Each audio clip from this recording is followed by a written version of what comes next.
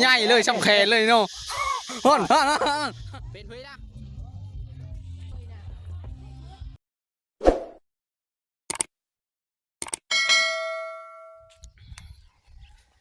กับทักทายสบายดีย่ำเช้าๆพ่อแม่พี่น้อง FC เบิร์ดทุกคนเลยนะ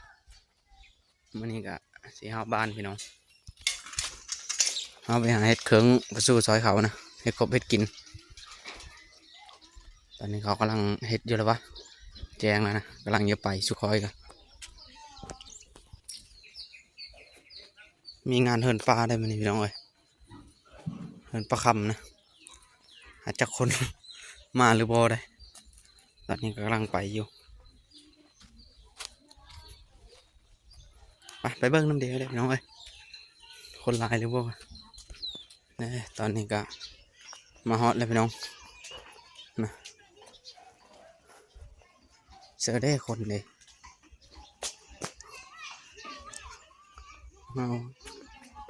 มีแต่ไปก็ไปเนาะไม่ได้อยู่บ่พี่เลอะสงัดอิงติงคือแม่นประสู้ประโซนก็แล้วนี่อย่าไปเลาะทางเลยอีอันนี้ฮะบ้าบ้านบึงแนวนั้นเนาะเดี๋ยวนี้ญาติว่าผู้บ่าวมาหาผู้สาววันนี้ผู้สาวเนี่ยผู้สาวไปหาผู้บ่าวเนาะ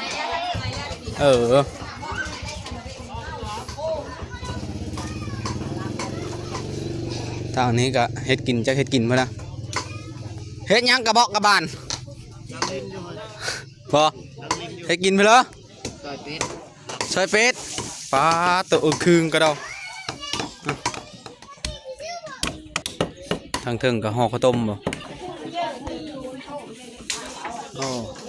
ขึ้นมาทางเทิงแล้วเราบอกห่อข้าวต้มไปเลยจ้ะย่างทันห่อไปดิ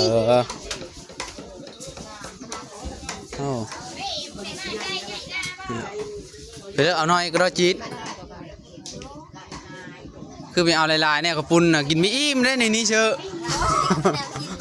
โอ้ยเด็กๆกินลายซ้ำ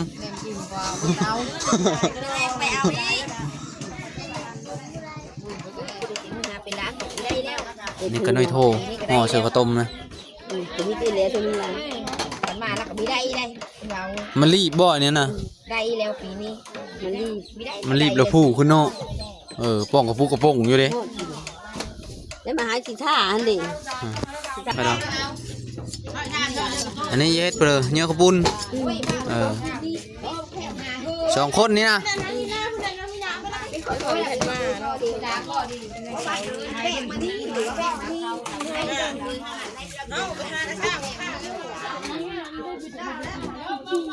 นี่ข้าวผ้าเดียวห่อข้าวต้มให้น้อง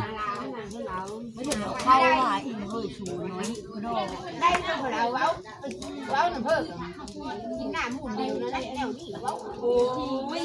ขออยู่ดีๆอยากยานตื่นแก่ห้าแล้วก็ตามเพื่อนเราแล้วนี่โอ้ยทางงามประเดี๋ยวเปล่าห่อยังละแกะคือเก้านะคือเดียวเล่นหุ่ยนั้นล่ะอันนี้บ่ตัวเล็กนะบ่ตึงผู้ชายตัวเล็กสมุนจะมียี่เฮ็ดเพื่อฟังอีนะเฮ็ดยำบ่แซ่บได้ยำสลัดกิน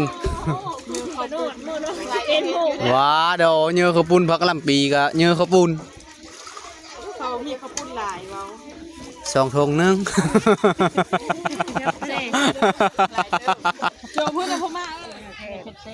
แกงเป็ดชมาพักบ่นี่มาโทษตักไปเชิญนะตักกินอยู่นี่แล้วเนาะ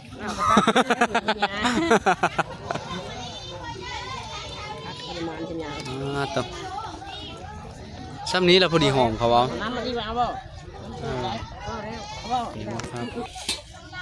คนก็เริ่มลายเฮาแล้วเลยพี่น้อยนี่กระลาบเป็ด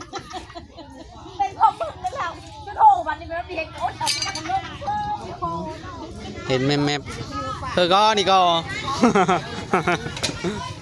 มาเด้อแกะกระเทียมมื้อนี้เอามาเผาบ่ได้ซื้อบ่นะจ๊ะมาเผาแกะกระเทียมเลยกินมาแล้วก็กินโลดมาแล้วก็กินเลยเพื่อเป็นแนวนาฮ มากินข้าว ได้เวลากินแล้วบัดนี้เนาะ ได้เวลากินแล้วมัน ตั้งบิดเฮ็ดมื้อนี้กินอ้าว เลิกบ้านโน้นน่ะ นี่พอโอ้แม่จะดีก็มากินเลยสาวนี้พร้อมนี่ช่วงนี้มีแต่กินกับกินนะช่วงนี้มีแต่ดองกับดองเนี่ยอิ่มตลอด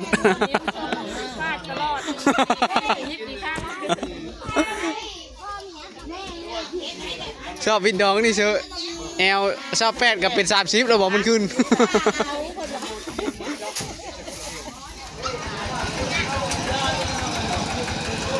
ดีเจพ่มได้ป่ะนี่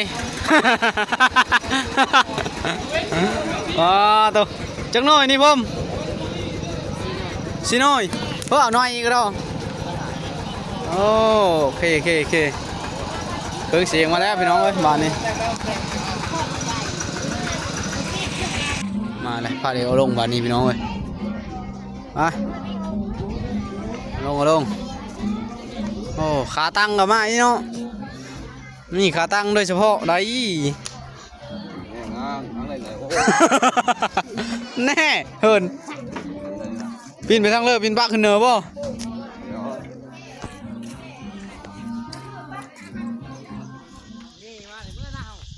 ถ้าไปซักอันนั้นซักได้2ตัวดูแก้ซักเรียนได้จักโตอีแพ้ผู้ซักใช่ไหม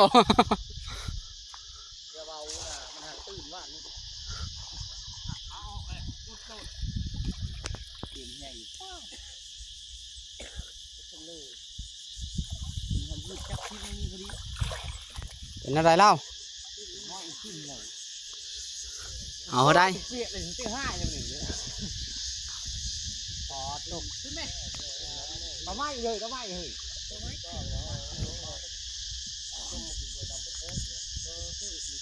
ไปแล้วป่านอ่านมือจะได้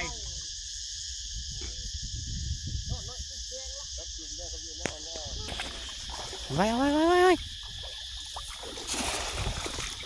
ฮะพี่ออกละวิทย์อ่ะโกไว้กันเราเลยแห่เฮ้ยคุณวิทย์อ่ะ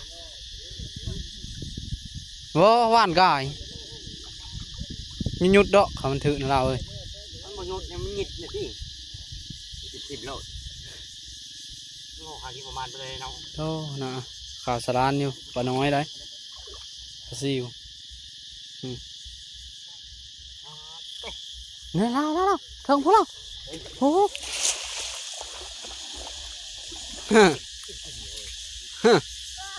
หนูไล่ถึงทางว่ามีซิม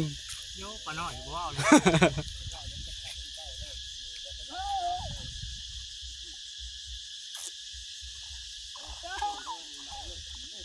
หลายเนาะปลาน้อยเนาะเลิกไปเยอะนะยึดต้นโยงโลดแกไปเลิกแกไปลูกบอกเกยจะอ่อนมอนั้นได้เยอะคือมีนาวนี่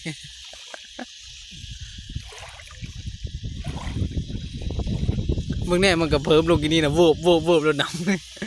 ขนาดมาก็ลงเนี่ยนะเดี๋ยวปีนกว่าปีนหนาวเลยนัด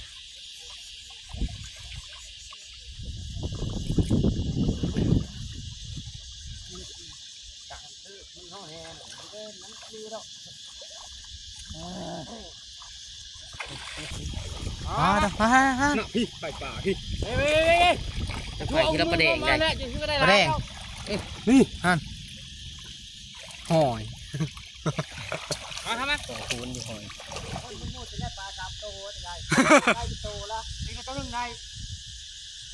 โอ้ได้เลยโอ้บิดเบยโอ้ดอกบ้างก็ทำด้วยก็ทำอยู่นะโอ้ดอกจกเลยเล่าจกมึงดุยดำโพรถเอาคนมาหมักจกไปไหนแม่นครับนี่แม่นแห่งหมักอ่ะจกง่ายโอ้ยจกเลยดิเธอครับโอ้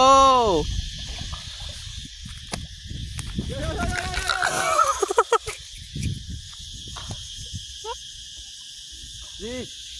ย่าเยอะบ่น่ะเฮ้ยได้เฮ้ยชีโน่ได้พี่ได้สองตัวแรกครั้งนี้ได้2 4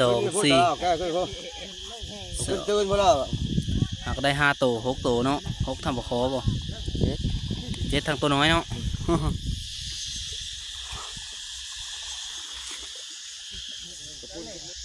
ทันละ ทันละมาหาปลาได้มาเล่น โอ้โตตัวใหญ่เลยช่ำแขนเลยเนาะฮอน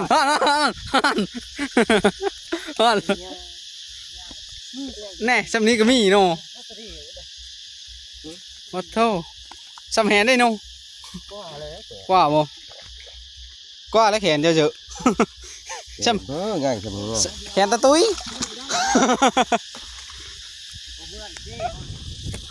ยังน้อยนึงหมอนะโอ้เดี๋ยวเล่าอ่ะโอ้ย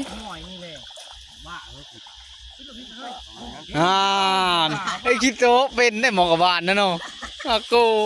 ยจักแต้มแล้วเล่า 3 แต้มได้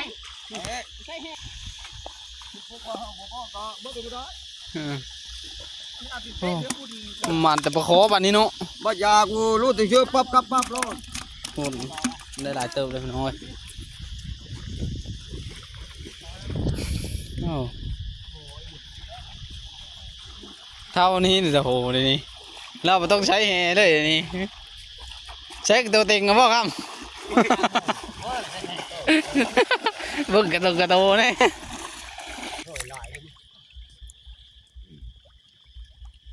โอ้ยลายแล้วพอดีแล้วก็ติดมันเคยมาไล่ย้อนละ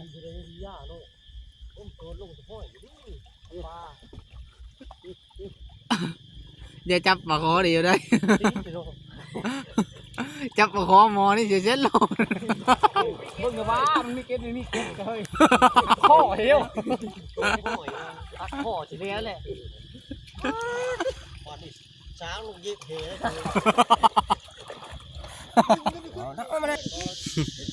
โอ้ปะก็มีเนาะ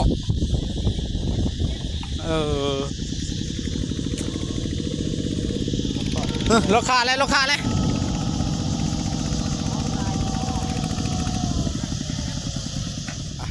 ขึ้นมาแล้วพี่น้องเลยเมื่อเห็นน้ำข้าวปุ้นได้ตัวใหญ่ตัวหนึ่งนี่ตัวนี้ยันได้ยูโรเนาะหรือว่าครึ่งโลป่ะยันได้ยูโรยันได้ยู9 ขีดบ่ยกสำนี้แล้วนะมา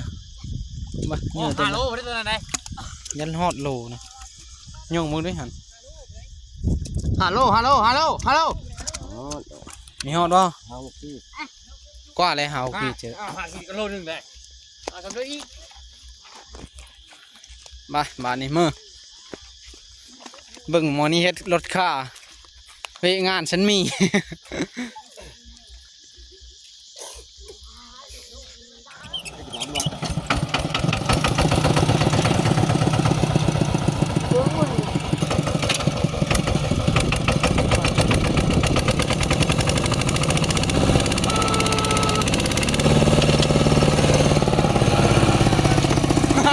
นั่น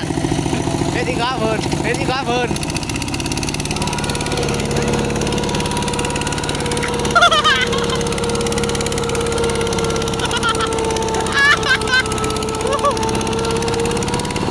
ล้วนะเพื่ออะไรไหวอีกกระโดมีเอิญเอาแน่ เย็ดเอาเลยนำกระปุ้นไว้นะเพื่อเซฟนะเจ้าบ่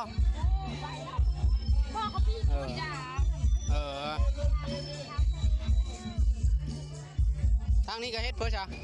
เฮ็ดกระปุ้นคือเดียวน้ำกระปุ้นคือเดียวนี่เขาเอามาจีมูนะพี่น้องเอ้ยมื้อนี้ พูดเพิ่มมันมีอ้อแล้วบัดนี้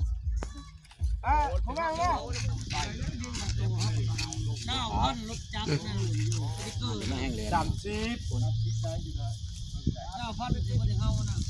ดิ้งกิเตอร์แต่เช้าพันจับมันเป็นรถมือ 2 มือ 3มันก็บ่ได้นั้นดอก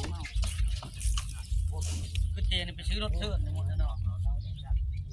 ไปซื้อได้ลงหมกเห็นเลยหมกเห็นแจ้งไว้แล้วแต่ ปัดตะหางพี่น้องเอ้ย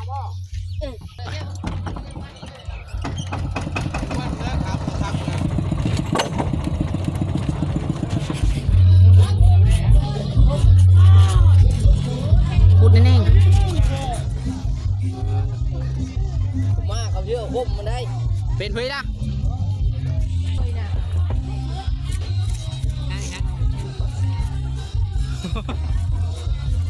บีเอาคมมันกับบีอ้อได้เนาะ เอาเลยเนี่ย เอาชายามันเถิงมา จะแล้วถ้าตัวนั้นจะพาเข้าได้นะ ป้าพันล่ะที่นี่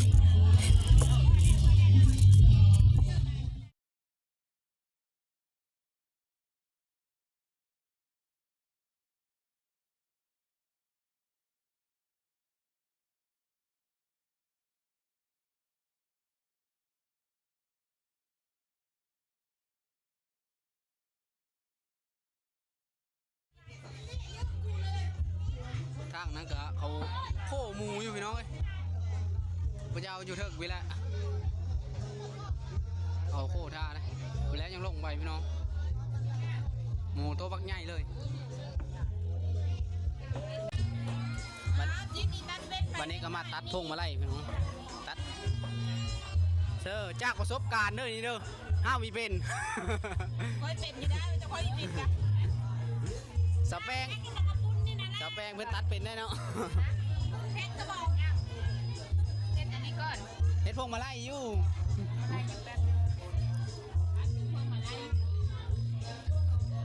เคยพับอยู่บ่แป้ง ทำเป็นอยู่นะ เคยพับอยู่บ่ ทำเป็นอยู่บ้าง เคยเออ ว่าไม่เป็นแล้วบ้างเนี่ย ตัดแล้วผิดพลาดกี่นี้ ซื้อเจ๊ได้ไม่เป็นเลยกระจกไม่ได้เลยนะ มือนะคล้ายๆคือเนี่ยนี่หรอเส้น เป็นคู่กับเอ็ดที่เป็นมานะ นี่นะ ถ้าที่เป็น เจ้าสาวได้นี่เจ้าสาว